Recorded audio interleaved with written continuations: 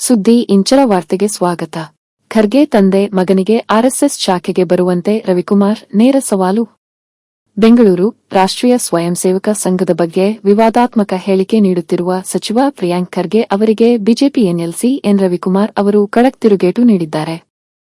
RSS ಬಗ್ಗೆ ಮಾತನಾಡುವ ಮೊದಲು ನೀವು ಮತ್ತು ನಿಮ್ಮ ತಂದೆ ಮಲ್ಲಿಕಾರ್ಜುನ ಖರ್ಗೆ ಅವರು ಕನಿಷ್ಠ 6 ತಿಂಗಳು ಸಂಘದ ಶಾಖೆಗೆ ಹೋಗಿ ಬರಲಿಗೆ ಎಂದು ಅವರು ಸವಾಲು ಹಾಕಿದ್ದಾರೆ. ನಾನು ಪ್ರಿಯಾಂಕ ಖರ್ಗೆ ಅವರಿಗೆ ಕೇಳೋದಕ್ಕೆ ಬಯಸ್ತೇನೆ. ಆರ್ಎಸ್ಎಸ್ ಸ್ಥಾಪನೆಯಾಗಿ ನಮ್ಮ ದೇಶದಲ್ಲಿ 100 ವರ್ಷ ಆಯಿತು. ಇವತ್ತು ವಿಶ್ವದಲ್ಲಿ ನಂಬರ್ 1 ದೇಶಭಕ್ತ ಸಂಘಟನೆ ಏನಾದರೂ ಇದ್ರೆ ಅದು ಆರ್ಎಸ್ಎಸ್ ವಿಶ್ವದಲ್ಲಿ ಅಂತ ಹೇಳ್ತಾ ಇದ್ದೀನಿ ನಾನು. ನಿಮ್ಮ ಕಾಂಗ್ರೆಸ್ಸಿನ ಪರಿಸ್ಥಿತಿ ಏನು? ಕಾಂಗ್ರೆಸ್ ಹೆಂಗಿದೆ? ಆರ್ಎಸ್ಎಸ್ ನಿಂದ ತಯಾರಾಗಿ ಬರತಕ್ಕಂತ ಕಾರ್ಯಕರ್ತರು ನಾಯಕರು ಹೆಂಗಿದ್ದಾರೆ? ದೇಶ ಸೇವೆಯನ್ನ ಮಾಡ್ತಾ ಇದ್ದಾರೆ, ಹೆಂಗೆ ಸಮಾಜ ಸೇವೆಯನ್ನ ಮಾಡ್ತಾ ಇದ್ದಾರೆ, ಅದನ್ನು ನೋಡಿ ಸಹಿಸ್ಕೊಳ್ಳಕ್ಕಾಗ್ತಾ ಇಲ್ಲ ನಿಮಗೆ. ದ್ವೇಷದಿಂದ ಮಾತಾಡ್ತಾ ಇದ್ದೀರಾ, ಹೊಟ್ಟೆ ಹುರಿಯಿಂದ ಮಾತಾಡ್ತಾ ಇದ್ದೀರಾ. ಇವತ್ತು ದೇಶ ಅಭಿವೃದ್ಧಿ ಆಗಬೇಕು ಅಂತ ಹೇಳಿದ್ರೆ ಆರ್ಎಸ್ಎಸ್ ಬಹಳ ದೊಡ್ಡ ಕೊಡುಗೆಯನ್ನು ಕೊಡ್ತಾ ಇದೆ ಈ ದೇಶಕ್ಕೆ. ಇವತ್ತು ಕಾಶ್ಮೀರ ಈ ದೇಶದಲ್ಲಿ ಉಳಿಬೇಕು ಅಂತಾಗಿದ್ರೆ, ಈ ದೇಶದ ಸಂಸ್ಕೃತಿ ಉಳಿಬೇಕು ಅಂತಾಗಿದ್ರೆ, ಈ ದೇಶದಲ್ಲಿ ಶಿಕ್ಷಣದ ಪರಿಸ್ಥಿತಿ ಚೆನ್ನಾಗಾಗಬೇಕು ಅಂತಾಗಿದ್ರೆ, ಈ ದೇಶದಲ್ಲಿ ಶ್ರೀರಾಮ ದೇಗುಲದ ನಿರ್ಮಾಣ ಇರಬಹುದು, ಈ ತರ ಅನೇಕ ವಿಚಾರಗಳಲ್ಲಿ ದೇಶದ ಅಖಂಡತೆಯನ್ನು ಕಾಪಾಡೋದ್ರಲ್ಲಿ, ಐಕ್ಯತೆಯನ್ನು ಕಾಪಾಡೋದ್ರಲ್ಲಿ ಆರ್ಎಸ್ಎಸ್ನ ಕೊಡುಗೆಯನ್ನ ನೀವು ಮನಗಾಣೋದಕ್ಕೆ ಸಾಧ್ಯ ಇಲ್ಲ. ಅದಕ್ಕೆ ನಾನು ವಿನಂತಿಯನ್ನ ಮಾಡ್ತಾ ಇದ್ದೇನೆ, ನಿಮಗೂ ಮತ್ತು ನಿಮ್ಮ ಅಪ್ಪ ಅವರಿಗೂ, ಪ್ರಿಯಾಂಕ ಖರ್ಗೆಗೂ ಮತ್ತು ಪ್ರಿಯಾಂಕ ಖರ್ಗೆ ಅವರ ಅಪ್ಪರಿಗೂ ಇಬ್ಬರಿಗೂ ಸೇರಿಸಿ ನಾನು ಹೇಳ್ತಾ ಇದ್ದೇನೆ, 6 ತಿಂಗಳು ಆರ್ಎಸ್ಎಸ್ ನ ಬಗ್ಗೆ ಅಧ್ಯಯನ ಮಾಡಕ್ಕೆ ಬನ್ನಿ. ಅವಾಗ ಏನಾದ್ರೂ ಒಂದಿಷ್ಟು ಆರ್ಎಸ್ಎಸ್ ಬಗ್ಗೆ ನಿಮಗೆ ಗೊತ್ತಾಗಬಹುದು. ಇಲ್ಲ ಅಂತ ಹೇಳಿದ್ರೆ ನಿಮಗೆ ಗೊತ್ತಾಗ ಸಾಧ್ಯ ಇಲ್ಲ. ಯಾಕೆ ಅಂತ ಹೇಳಿದ್ರೆ ನೀವು ನೆಗೆಟಿವ್ ದೆವ್ವ. ಪ್ರಿಯಾಂಕ ಖರ್ಗೆ ಅವರೇ ಏನಿದ್ದೀರಲ್ಲ, ನೀವು ಪಾಸಿಟಿವ್ ದೆವ್ವ ಅಲ್ಲ, ನೆಗೆಟಿವ್ ದೆವ್ವ ನೀವು.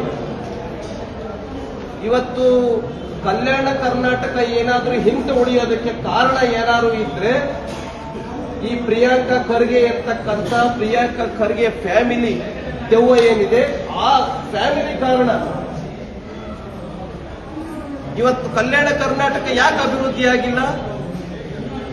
ಎಷ್ಟು ವರ್ಷದಿಂದ ನಿಮ್ಮ ಅಪ್ಪ ಅವರು ಶಾಸಕರಾಗಿ ಆಯ್ಕೆ ಆಗಿದ್ರು? ಎಷ್ಟು ವರ್ಷ ಮಂತ್ರಿ ಆದ್ರು ನಿಮ್ಮ ಅಪ್ಪ ಅವರು? ನೀವೆಷ್ಟು ವರ್ಷ ಶಾಸಕರಾದ್ರಿ? ಎಷ್ಟು ವರ್ಷದಿಂದ ಮಂತ್ರಿ ಆದ್ರಿ? ನೀವು ನಿಮ್ಮ ಅಪ್ಪ ಅವರೇ ಶಾಸಕರಾದ್ರಿ, ನೀವು ನಿಮ್ಮ ಅಪ್ಪ ಅವರೇ ಮಂತ್ರಿ ಆದ್ರಿ. ಬೇರೆಯವರು ಮಂತ್ರಿ ಆಗಲೇ ಇಲ್ಲ. ಅಲ್ಲಿ PR ಪಾಟೀಲ್ ಆಗಲಿಲ್ಲ, ಆಮೇಲೆ MY ಪಾಟೀಲ್ ಆಗಲಿಲ್ಲ, ಈಗ ಕರಮ್ ಸಿಂಗ್ ಅವರ ಮಗ ಅಜಯ್ ಸಿಂಗ್ ಆಗಲಿಲ್ಲ. 2 ಬಾರಿ ಉಸ್ತುವಾರಿ ಸಚಿವರು ನೀವೇನೆ. ಯಾಕೆ ಬೇರೆಯವರು ಶಾಸಕರಿಲ್ವಾ ಅಲ್ಲಿ? ನೀವು ಮಾತ್ರ ಶಾಸಕರಾಗಬೇಕು, ನೀವು ಮಾತ್ರ ಮಂತ್ರಿ ಆಗಬೇಕು. ನಾನು ನಿಮಗೆ ಕೇಳೋದಕ್ಕೆ ಬಯಸ್ತೇನೆ, ನೆಗೆಟಿವ್ ಪೀಡೆ ನಮ್ಮ ರಾಜ್ಯದಲ್ಲಿ ಒಂದು ನೆಗೆಟಿವಿಟಿಗೆ ಪೀಡೆ ಅಂತಿದ್ರೆ, ದೆವ್ವ ಅಂತಿದ್ರೆ ಅದು ಪ್ರಿಯಾಂಕ ಖರ್ಗೆ. ಯಾಕೆ SSLC ನಲ್ಲಿ ರಿಸಲ್ಟ್ ಹಿಂಗ್ ಕೆಳಗಡೆ ಪ್ರಪಾತಕ್ಕೆ ಹೋಗಿದೆ?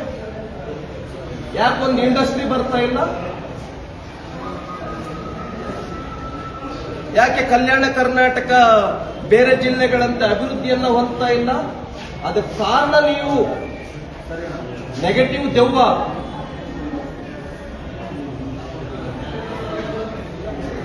ಅದಕ್ಕೆ ಆರ್ಎಸ್ಎಸ್ ಅನ್ನ ಬಯೋದಕ್ಕಿಂತ ಮುಂಚೆ ನಿಮ್ಮ ಆತ್ಮಾವಲೋಕನ ಮಾಡಿಕೊಳ್ಳಿ. ಏನೋ ಕಾರಣಾಂತರಗಳಿಂದ 136 ಸೀಟ್ ಗೆದ್ಬಿಟ್ಟಿದ್ದೀರಿ, ಬಂದಿದೆ, ಮಂತ್ರಿ ಆಗಿದ್ದೀರಿ. ಇಡೀ ದೇಶದಲ್ಲಿ ಏನ್ ಪರಿಸ್ಥಿತಿ ನಿಮ್ಮ ಕಾಂಗ್ರೆಸ್ ಇಂದು? ಎಷ್ಟು ರಾಜ್ಯಗಳಲ್ಲಿ ಅಧಿಕಾರದಲ್ಲಿದ್ದೀರಿ? ನೀವು ಆರ್ಎಸ್ಎಸ್ ಬಯೋದಕ್ಕಿಂತ ಮುಂಚೆ ನಿಮ್ಮ ಕಾಂಗ್ರೆಸ್ ಪರಿಸ್ಥಿತಿ ನೋಡ್ಕೊಳ್ಳಿ.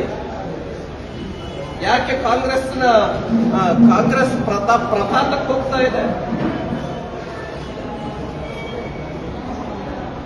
RSS ನಲ್ಲಿ ನಿಸ್ವಾರ್ಥದಿಂದ, ದೇಶಭಕ್ತಿಯಿಂದ, ತ್ಯಾಗದಿಂದ ದೇಶದ ಕೆಲಸವನ್ನ ಮಾಡ್ತಾ ಇದ್ದಾರೆ, ದೇಶಭಕ್ತಿಯಿಂದ ಕೆಲಸವನ್ನ ಮಾಡ್ತಾ ಇದ್ದಾರೆ. RSS ಈ ದೇಶದಲ್ಲಿ ದೈವದ ತರ ನೋಡ್ತಾರೆ, RSS ದೇವರ ತರ ನೋಡ್ತಾರೆ. ಲಕ್ಷಾಂತರ ಜನ, ಕೋಟ್ಯಾಂತರ ಜನ. ನೀವು RSS ಬಗ್ಗೆ ಮಾತಾಡೋದಕ್ಕಿಂತ ಮುಂಚೆ ಆತ್ಮಾವಲೋಕನ ಮಾಡ್ಕೊಳ್ಳಿ. RSS ಬಗ್ಗೆ ಮಾತಾಡೋದಕ್ಕೆ ನಿಮಗೆ ನೈತಿಕತೆನೇ ಇಲ್ಲ. ಏನ್ ಹೇಳಿದಾರೆ ಗೊತ್ತಾ ಮಹಾತ್ಮ ಗಾಂಧೀಜಿಯವರು RSS ಬಗ್ಗೆ?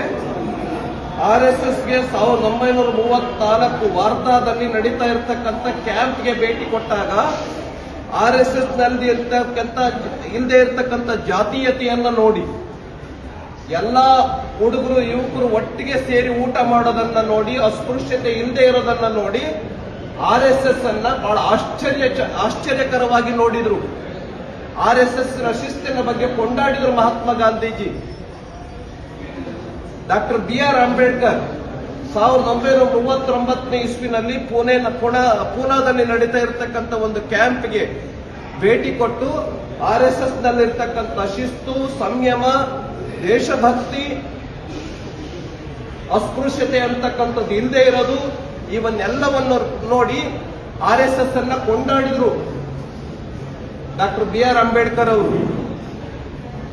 ಅಷ್ಟೇ ಯಾಕೆ, ಕಾಂಗ್ರೆಸ್ನಲ್ಲಿ ಬಹಳ ದೊಡ್ಡ ನಾಯಕರಾಗಿದ್ದಂತಹ ಪ್ರಣವ್ ಮುಖರ್ಜಿ ಅವರು 2018ರಲ್ಲಿ RSS ನ ಕೇಂದ್ರ ನಾಗ್ಪುರಕ್ಕೆ ಭೇಟಿ ಕೊಟ್ಟಂತ ಸಂದರ್ಭದಲ್ಲಿ RSS ಬಗ್ಗೆ ಏನ್ ಹೇಳಿದ್ರು ಪ್ರಣವ್ ಮುಖರ್ಜಿ? ಡಾಕ್ಟರ್ ಕೇಶವ್ ಬಲಿರಾಮ್ ಹೆಡ್ಗೇವಾರ್ RSS ನ ಸಂಸ್ಥಾಪಕರೇನಿದ್ದಾರೆ ಅವರು ಈ ದೇಶದ ಹೆಮ್ಮೆಯ ಪುತ್ರ, ಭಾರತ ಮಾತೆಯ ಹೆಮ್ಮೆಯ ಪುತ್ರ ಅಂತ ಹೇಳಿದ್ರು ಪ್ರಣವ್ ಮುಖರ್ಜಿ. ನೀವು RSS ಬಗ್ಗೆ ಮಾತಾಡ್ತೀರಲ್ಲ, ನೆಗೆಟಿವ್ ದೆವ್ವ.